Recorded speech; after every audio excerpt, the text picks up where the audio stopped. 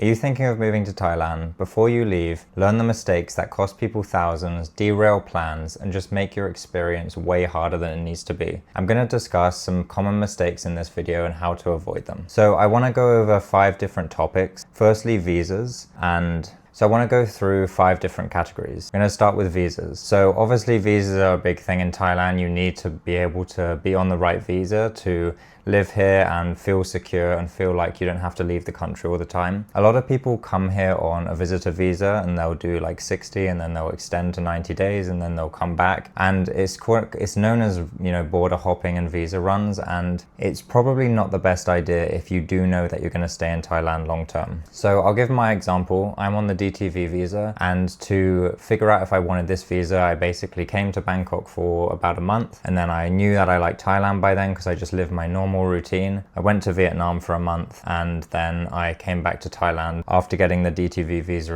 in Vietnam. So it's one option. It does have some requirements. I do speak about requirements in my DTV video, which I'll link in the description, but it's definitely the best visa if you want to be here long term and you do meet the requirements. Basically, what I'm saying is just make sure you do the research for the available visas, if it's education, work, DTV, and just make sure you pick the right one for you and you kind of plan that in advance, because it's really important to know where you stand and how you're actually going to be able to plan your life here. If you do need any help with visas, specifically the DTV visa, feel free to check out my school community on the screen. I basically have a guide in there and I can speak to you one-on-one on a call, and it's only $33 a month, and you'll get that call, you'll get the content, all of that stuff. So if that's something that interests you and if you need a bit of assistance with your visa situation, then that's an option. So the second thing I want to talk about is housing and rentals here in Thailand. So a common thing is you just have to be aware of anything sketchy that's going on. Basically, if you're looking for a rental in Thailand, you need to go to legitimate websites. So a couple of websites examples is DD Property or Property Hub, and then there's also Facebook groups. If you just type in Facebook like Bangkok rentals or something, you can go on these Facebook groups. Just make sure a couple of things. If you're dealing with agents, just make sure you obviously see the place before you give any money. You see if it's, it seems clean, if it seems like the agent is working with the juristic office and it all seems legit. Just pay attention, just make sure you're aware, like nothing's sketchy going on, there's nothing weird when you go and meet up with them. Just pay attention to how they're behaving. And yeah, another thing is just like make sure that the neighborhood you're looking for a place in is suitable for you. Do a walk around, see what's around, maybe speak to some people in the neighborhood, ask for their opinion, ask for people who are living here's opinion on the neighborhood. Just make sure it's the right place for you before making a decision. And when you do come to sign the contract, just make sure you read it all through. There should be an English copy, there should be a Thai copy, and just make sure you're following the step-by-step process. You can Google like a website which tells you like how things should be, how much you need to pay for deposit. I also have another video on that on my channel, so you can check that out as well. So the third category is just general scams. I haven't really experienced it in Thailand myself, but I do know it happens, and especially if you're doing a lot of the touristy things, just be aware of a couple of things, like for example taxis and tuk-tuks here in Thailand. Like there is an app called Grab. You can get all your transport needs, you can get bike, you can get taxi, you can get everything, and it's a fixed price. If you do get taxis, just make sure you ask like where you're going, how much the price would be up front. Same with a tuk-tuk, you can be paying way more, like 4 times more than you can on an app like Grab or Bolt. So yeah, just be aware of that, make sure that you're paying the right amount. And again with tuk-tuks, just make sure like if you're doing like a ride around different tourist attractions, sometimes they'll take you to an attraction that's really expensive, like an expensive boat tour, and then the person will be like, oh, I'll give you a good deal, but then reality it's not a good deal and it's like a few thousand baht for something that should be like 500 baht. So just be aware when you get a cheap initial tuk-tuk ride, like don't feel pressured to buy the thing that they're taking you to. If it's a boat ride or if it's like a jewelry store or something, just don't feel any pressure. The other things you should just be aware of is when you're exchanging money, make sure that you're going to a legitimate place. You look at the rate. There's places called SuperRich here, and there's another one which is something else rich. Those two are really good. But yeah, when you're exchanging money, if you are doing that, I mean, I'd recommend that you just have a Revolut or a Wise card, because you can just withdraw money like in Thai baht straight away.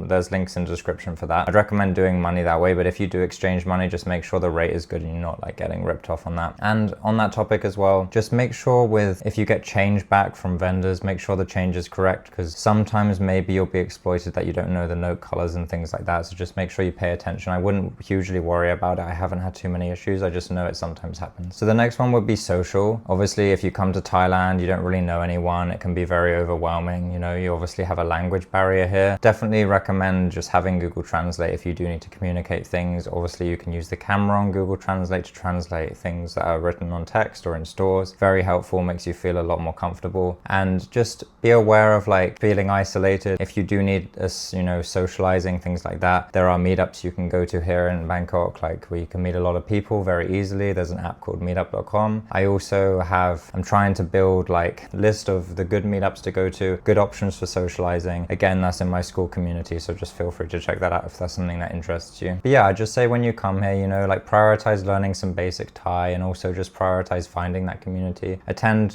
social events, attend things like that. Just make sure you're not too isolated. Obviously, it's good to focus on yourself and your work and your fitness, all of that, but make sure you don't neglect the fact that you're in a completely new environment, and it's really important to just keep the social ties, especially if you haven't moved here with anyone. So the last one is just financial. You know, when you come here, make sure you have a overestimated budget of how things are going to cost here in Thailand, because, you know, YouTubers will say that everything is so cheap, or this is my life on $1,000 a month, something like that. I live pretty frugally, and I still spend, you know, upwards of $2,000 in some months, even more. And, you know, I'm still going out doing stuff, but can be more expensive than it's perceived. It's still very cheap to live here, especially if you're good with money and you have a good condo price, things like that. But just make sure when you come, like at least come with like, I don't know, $10,000 or something like that, so you give yourself enough time to, especially if you're not already earning, enough time to like settle in and just make sure that you're not going to end up going back after 4 months. Just, yeah, do a bit of planning on that. Make sure that you understand how much things cost. I have other videos on my channel for like cost of living, and it's not 100% accurate, it's just my case, but it can help with just general expenses, and you can sort of see what's going on there. And yeah, I just recommend like just track your expenses when you're spending. Just have some sort of way to see how much it's costing you, so you can budget and feel like you're able to be secure in the future. And